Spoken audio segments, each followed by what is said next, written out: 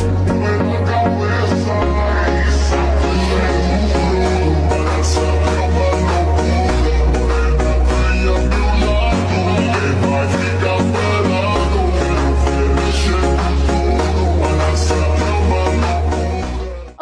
my name is Anna Covert, and I'm coming to you from the beautiful showroom at Velocity Honolulu, right here on the island of Oahu. This week on the Covert Code, the topic is real estate, supercars, and everyday luxury. My special guest is Rey Wolmers, broker for eXp Realty and Luxury Automotive Consultant at Velocity Honolulu. Rey's here to share how he blends speed, strategy, and style across real estate and car worlds, representing elite brands including Ferrari, Maserati, Lamborghini, Bentley, and Lotus. Plus, he's going to share some highlights from events including whiskey and watches and the Ferrari Cylindri release, which is sitting right behind us. Thanks so much for being here today, Rey. Well, I appreciate it. So tell me, you have such a fascinating life in the fast lane. How did your professional journey get you here at the bridge between luxury, cars, and real estate? I came into the car business because I was full-time real estate back in 2007, and the real estate market was starting to take a dip for the market crashed 2008. So I knew the car business was always booming. I knew a couple people in the sales industry, and I thought I'd give it a shot. And they were willing to train me and give me everything I needed to sell cars and do that. So I got in the car business that way. And what do you think are the similarities here of your audience? Are you selling someone a beautiful property and Howard Hughes, and then coming over here and selling them a car? What kind of rollover is there? There's definitely rollover because the person who just moves to the island needs a place to live and they need transportation. So it does work hand in hand in that realm. The person that's renting a house probably is not going to buy the Ferrari, but the person who owns a couple of multiple properties may be in that realm that they're able to purchase that or get a couple cars for their kids. And most households have multiple cars in their household now, so it is nice to have options for that. What are your thoughts on the type of buyer? You're looking at a very high-end luxury user, and they expect some kind of class, some system, and exclusivity. Yep. What is your process to selling that type of consumer, and what are your tips? Well, first and foremost on Ferrari, most of the time they want you to already be a Ferrari owner before they'll sell you a new one. Oh, really? Yeah, I'm not sure if you knew that. No, I didn't know that. If someone ordered a Ferrari today, they would probably have a 2-year wait list for that Ferrari. So they have to give us at least a 10% deposit or at least a significant deposit on the car that we hold that's non-refundable. And then they wait for the car to come in. So we have to keep them entertained by doing some of those events that we were talking about. The Cylindri release, those are the majority of the people that were there were past clients or current clients that you were rubbing elbows with that were physically here. And I've always heard that, Ferraris are, you can't change a Ferrari. Yeah. Once it's made in this condition, it's never to be painted, it's never to be changed.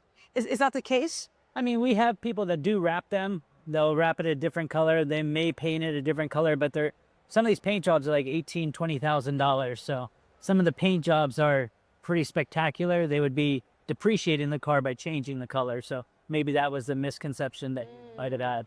So as far as, they can, but it's going to affect their trade-in value, the resale value.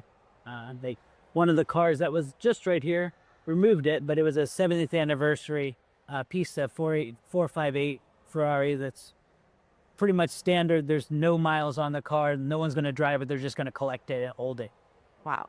Just a little like a collection.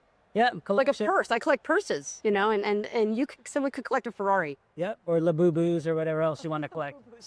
I'm surprised they haven't had a collaboration yet. They may. In the Beverly Hills, they did a collaboration with a local, it was a stuffed animal vendor that had a Instagram page, so they did a collab Ferrari with this Instagram. I don't remember what it was. Wow. Yeah, we had that. I found that out in training for Ferrari. They were, one of the marketing people from LA was in the same class as me, telling me about how they did a collab that seemed to do really well. Like Rob Deerdeck is a big fan as well from DC Comics, or not DC Comics, but DC Shoes. I don't know if you're familiar with them. Yeah, I've heard of them. Yeah, it seems like I have an 11-year-old daughter. I know you're also a father. We'll talk a little bit about that. And it seems like that's what all the kids want now, are these collabs. Yeah. And so it's really cool that Ferrari is staying so current and fresh. Sure. And it's so easy to become a stodgy old brand, but They're really, stepping it up. What else do you think makes, Hawaii a unique place to house these types of vehicles? Well, the people that buy Ferraris here in Hawaii usually have houses either in Japan, China, Colorado, Denver, so they can pretty much shop anywhere, but the car's physically here, and Ferrari wants to protect its brand so they don't send their cars to somebody buys it here, then sends it to Japan, and then flood the market. So they're very particular on who buys the car. So they do a pretty extensive background history of the person buying, make sure they are a true collector, make sure they had a portfolio of cars in the past before they consider ordering a new one. But as far as maintaining their integrity, totally forgot the question. We can cut that. We'll do a cut and restart. So my question was, what makes you a buyer so uniquely, qualified to be here in Hawaii? Is there anything special about buying a car here? Buying here in Hawaii, they got to worry about where they're going to garage the car. Keep it cool. Obviously street parking. Most houses need at least 1 or 2 car garage, if not slightly bigger. Some of our clients have air-conditioned garages for their cars. So that's one thing to consider. If they're traveling a lot, they may need to have somebody maintain their car and take care of it and charge it or drive it around the block, which I've done that for clients in the past. Oh, they'll leave for 3 months, and by the time they come back, the car's dead. Right. And then they have to replace their entire battery system. So we want to prevent that from happening. Do they leave it here at Velocity, or? Some of our clients do have some of their cars here, but we can't do that for everybody. You're babysitting. Yeah, we're babysitting, and if something happens, whose fault is it, and all that liability. But the area above us literally has some of the customers' cars, which I think I brought you up there. Yeah. You right? Yeah. So how do you maintain an audience or a customer base with these high-end luxury products? Is it personal selling? What are some of your marketing strategies to attract and retain? Well, for Ferrari, they have races, F1 races that they can send clients to. They have drive events that they can take their car and drive their own car or a car similar to their on the track and actually enjoy that and be with other Ferrari owners. We also have the Ferrari Car Club, Lamborghini Car Club, so they'll meet once a month and they'll stay engaged with them.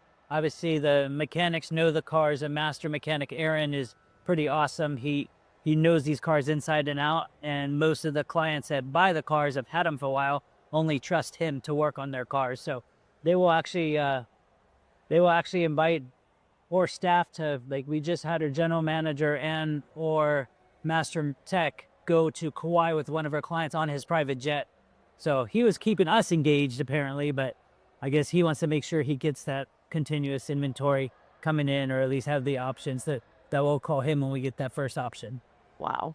And so some of your big strategies are events. Tell me, who creates the events, and what's your kind of plan or go-to for creating them? We have a marketing department. Eric Chang and Ria Sapo are both on the marketing. They organize events. We're doing a huge event next month in November. M&W Restaurant does help because they do majority of the catering for all of our events. So their clientele, our clientele, the marketing department. Brad's very well in the community. He works with EO, what's a entrepreneur business owner group, and he has events for them.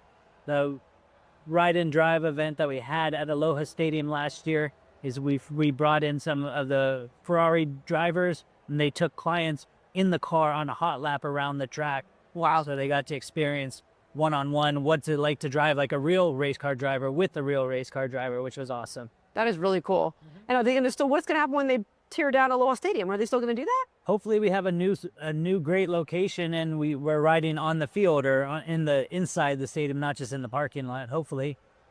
But we'll find out. So if people want to buy Ferrari, it seems like there's a long checklist of things that they have to do. They have to be a collector, they have to be serious, they have to put money down. So is there ever a test drive that happens? Or there is? We have test drives. If someone wants to buy a Ferrari, technically they've purchased it without even driving it, but some people do need to get in and see what's right. We'll have ride events as well for them, but it is possible that you can do the test drive if the right circumstance. But we're pretty much, must be like one of the last things to do in the process. So you don't just walk and say, by the way, can I test drive? I'm just thinking about it. That's not going to work with Ferrari, at least. Yeah, makes sense. Mm-hmm. So I'll switch it up to real estate. So over the past decade, Howard Hughes has really blown up this area of Kaka'ako. It's becoming so affluent and trendy and artsy. Yeah. What are you seeing in terms of the type of people who are buying? Are they from abroad? What percentage are real locals who are living here, kama'aina as we call them? And what do you see as these international investors or other types of buyers? I see a lot of the units that are for Howard Hughes are staying vacant a little bit. They're just using them for part-time residents, or they'll just have it for when they want to come for the family, or down the road, they're just going to upgrade from one level to the next project and carry that equity with them. So they essentially have brand new units no one's ever lived in that they just sell as soon as they become available, and they put cash and roll that over to the next. As far as the people that are, there are locals that are buying them. Usually they either were purchased as an investment for a child, or maybe they have a single family home and they're getting older and they want something that's a little bit more lively, less maintenance, and they take care of everything, the concierge service of that luxury. Because now in Ward area, in 5 years it's going to be totally walkable. Everything's going to be right there. Big park, big pet area. So the amenities are there. That's what the people want. The novelty and the freshness of it, having a new building compared to something that's in Waikiki that's been around since the 60s. There's a huge difference, 50 years of technology, that it's all the latest and greatest technology. But the main concern I may have might be how fast they're building these units, because when they speed things up, quality goes down a little bit, and some of the lower quality will start to show in defects and things like that. So I can anticipate possibly watching out for possible lawsuits in the future, which might be a concern. It's interesting you should say that. So I guess maybe 4 or 5 years ago, when I was down at the Dell building, and they had a little showroom for, I think it was the I can't remember which one it was, but one of the new buildings that was coming up. And I remember walking in and seeing their projection for what the area was going to look like in the next 10, 15 years. Amazing. And all I could see was, okay, well, it looks like if I buy now, there's going to be 10 new buildings in the next 10 years here, or whatever it was. And it seemed like a weird marketing strategy, because why would I want to buy something right now if it's going to be obsolete and potentially... The Pacifica building is a great example of that. It's literally, before COVID, it was pretty much a straight view to the ocean. Now you have building after building coming up, and they're not going to go away. So Howard Hughes was nice about that realm as far as maintaining the eyesights of the buildings, because they designed it from the land. So they gave every unit a good ocean view, and it was did not get blocked by the buildings. But yeah, before COVID, there was 18 buildings planned, but COVID kind of reduced that number to 14. So they actually had to do less buildings that they originally planned, but they're still popping up. You have buildings that are opening in the next month. The Ulana, that was one unique thing they did for affordable housing. Most buildings had a small percentage of affordables in the building. What percentage is that, 1 or 2% or 25%? 25% of these? Of the building, supposed to be, but because Howard Hughes built up so many buildings, they have 2 full buildings that are only affordables. Really? Yeah. Wow. So, Keke Hilo, the yellow and gray one right there, and then also Ulana. So those are 2 buildings that are only affordable, and those people need to stay in there for at least 10 years or share the equity with the builder when they sell. So, well, that's great. But it's a great option for sure. Yeah. And are you selling, do you have a sweet spot? What would you say is your ideal customer? My ideal customer for real estate would be someone who's looking to invest. If it's a family trying to buy their own unit or a house, my ideal customer, 1 million plus. But investors, if they want to buy 5 or 6 properties that equal over $1 million, that works as well. But ultimately, I would love to help somebody develop a golf course community.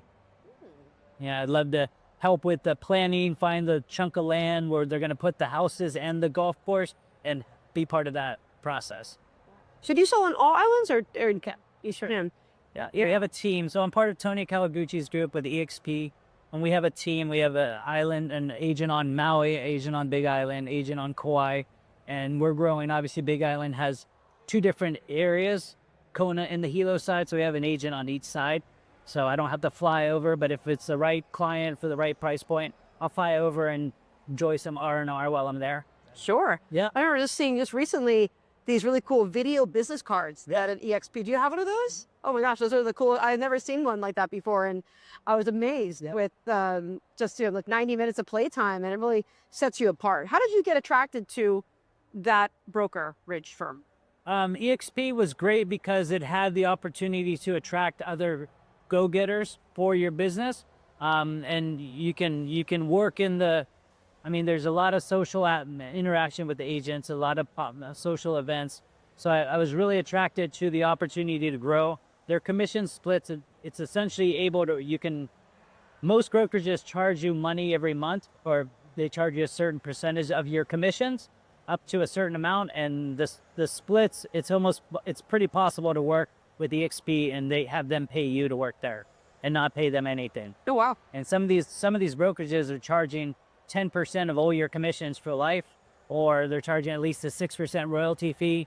The company I was with and before, they had a minimum $40,000 per agent per year. So I had to pay them $40,000 to work for them, which I don't have to do that. That's good. I mean, and then they must be doing a lot of advertising to warrant that type of a commitment. They have the brick and mortar is the biggest thing. The nice thing about EXP, it's all virtual. And we do have team meetings in person, and I do have team events or broker events. But the brick and mortar, the cost of rent, the cost of a building, and cost of hiring the managers and staffing of those buildings, that's where they have to charge all the agents a certain amount. So that was what they did. They did some marketing, and they did have the 128,000 agents worldwide. So, well, that's a good place to pin it. So, virtual sales, that makes me think about, some of the changes we've seen in other industries, like how people bought airline tickets, how they bought hotels. Now we're seeing that people are buying cars online. They're buying other, all types of products online. What do you think are you seeing in the market in terms of the motion toward traditional sales in real estate and luxury cars? Well, people always want to have a consultant, someone to hold their hand and explain what's going on. But I can see, like, if I've sold cars without anybody seeing the car that were on the mainland that we shipped to them, and then they just trusted my video of the car. They trusted me walking through, doing a FaceTime at the car. So I can see that happening a lot, that a lot of the virtual just DocuSign it. I mean, the car that's being delivered now, she actually did majority of the paperwork over the phone and via DocuSign. So I don't see that stopping. One part of EXP is we are technically the Netflix, like blockbuster Netflix story. EXP is the dinosaur. The old school brokerages are the dinosaurs, and we are the new wave of the future. So that's not going away. Now we have other companies trying to copy what EXP is doing, and a lot of them came from EXP, so maybe they'll do better. But for right now, we're the fastest growing and top produced. Well, it makes sense, actually, I think, because, I've also been, I don't have a Ferrari yet, but someday. But with my Porsche, I used a car broker, and my Maseratis as well. And it was so enjoyable to, just to have them come to your house and the power of attorney. And when you have a beautiful luxury brand, you can trust the pictures you see. Yeah. And when you're buying something from a company like Velocity or someone like you, they trust that it is luxury, and they don't have to go and scrutinize it like they would buying some other product. Perfect example. I think that is going to be a wave of the future. I'm going to be more of a business broker, boat broker, broker for cars, broker for whatever they want. They just pay me to go get it. And I can see that working, because if someone wanted a Roma Spider, which is the convertible Roma, we only have a demo car. If someone wanted to order, it would take about 2 years now. But if someone wanted me to go help them buy it, I can go locate one on the mainland, but they're going to pay me a commission to do it. Sure. So that conversation has already shifted with real estate, because there's buyer broker agency now, where we have that conversation up front with the client. We're saying, hey, I know you're looking to buy. In the past, the commissions were paid by the seller, right? But now they're technically paid. They're still paid by the seller, but we have to write it in the contract what they're going to pay you. Right. So because that law changed recently, right? Yeah. I remember it last year. Yeah. So that's going to change. So now people, if they say, I want to buy a Ferrari, we have to make sure that they're qualified before we even show them a car, and then say, hey, if you want a car that I don't physically have here, I will charge you a fee to go get that car for you, and I will work exclusively for you and negotiate on your behalf.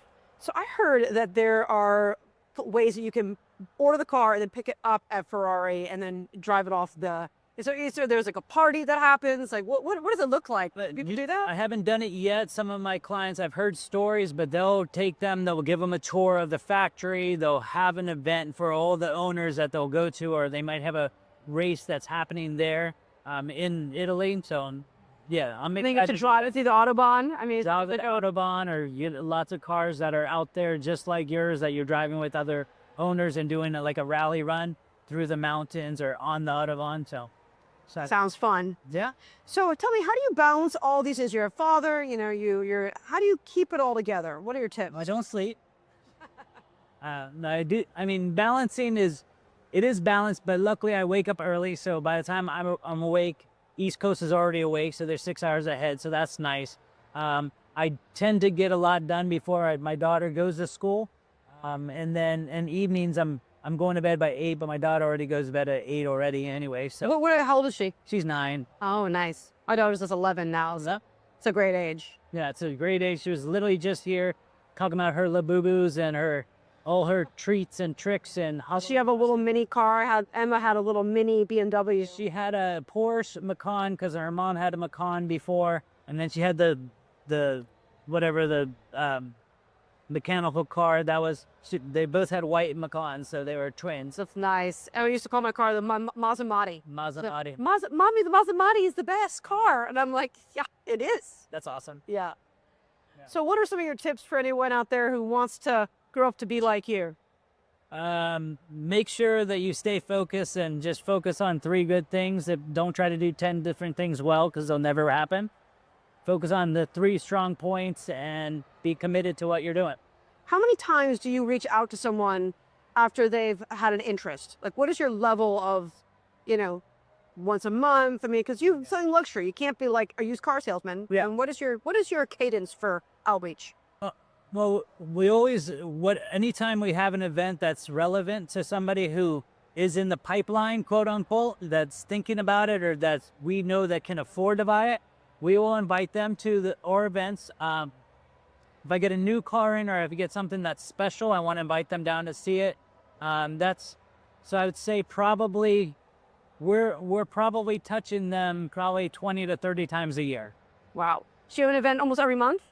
Ideally, yes, that would be the goal. But we're nice that we have the concert hall across the way. We have Blaisdell. Yeah. So we have shows that are going on. Marketing, they spend a lot of money on the utilities for this building, but marketing, they're spending a ton of money in marketing. They're always trying new things and hiring younger and younger and younger to stay up with the relevant kids and technology and ChatGPT and AI and all that stuff.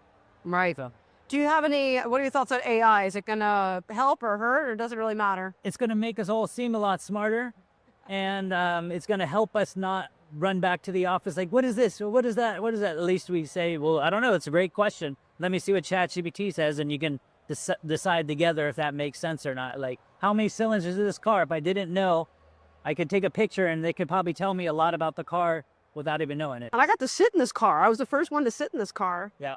For the party, at least. And have you had any interest yet? We had one order from it. They ordered the car. It's being built. I mean, and then the ones that have other cars that they're in their inventory, it's an opportunity for us to put a value on their car. So yeah, we definitely, that event, that was the first time we collaborated. Speaking of collaboration, we collaborated with Prada. I'm sure you've got some stuff at Prada, Yep. And they were there. Oh, and there was another. There was the perfume. Perfume. It was Neiman Marcus. Neiman Marcus. Neiman Marcus. Yep. Thank you, Neiman Marcus. Yes, Thank we you, love Prada. Neiman Marcus. Yeah. Wonderful. And there's also tequila. There Was a definitely big some. fan of. There was a wonderful, like, it was almost like a locally supported tequila. I Yeah. don't know the name, but it was really delicious. And we know that's like a health beverage, Yes. tequila. You know. The agave makes you like Aaron Rodgers. Yes. Well, how can people get a hold of you if they want to buy some high-end luxury items? They can get a hold of me at Rey, REY _ Wolmers at Instagram, or they can I'm on LinkedIn as well. So anything you need, Rey Wolmers, I'm sure it'll be in the link. And we're going to have Ray's bio and all of his social profiles right in the podcast link, so you can connect with him and find out if he has anything new coming into town. Thank you so much for being here. I'm so excited to announce we just reached 50,000 subscribers on YouTube, and that's because of your support and Aloha. So continue to like the content, share with your friends, so I can continue to get great guests like Ray, who invited us to see these beautiful cars. Thank you so much for your support. I'll see you next week in the Pixels. Aloha.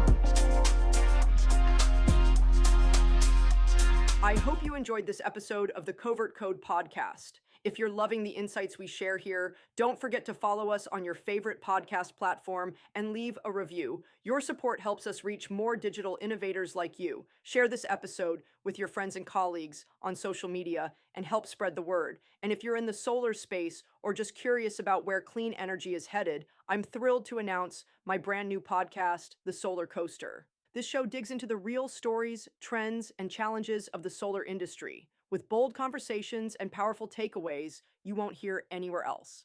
Follow the Solar Coaster now so you don't miss a single episode.